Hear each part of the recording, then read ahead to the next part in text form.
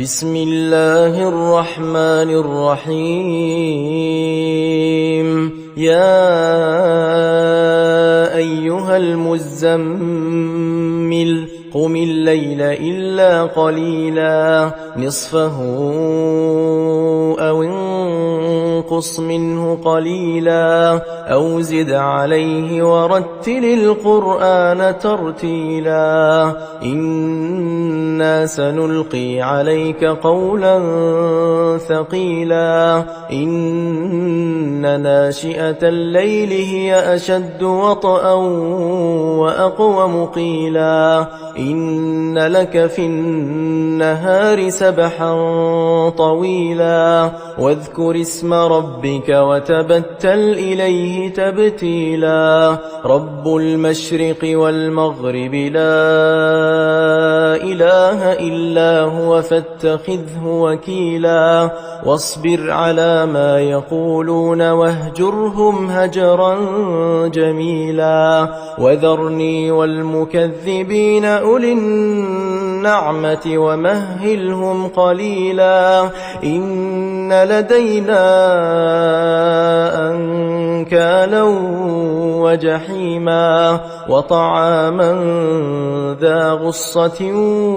وعذابا أليما يوم ترجف الأرض والجبال وكانت الجبال كثيبا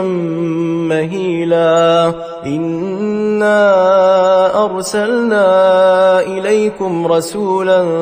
شاهدا عليكم كما أرسلنا إلى فرعون رسولا فعصى فرعون الرسول فأخذناه أخذا وبيلا فكيف تتقون إن كفرتم يوما يجعل الولدان شيبا السماء منفطر به كان وعده مفعولا إن هذه تذكرة فمن شاء اتخذ إلى ربه سبيلا إن ربك يعلم أنك تقوم أدنى من ثلثي الليل ونصفه وثلثه وطائفة من الذين معك والله يقدر الليل والنهار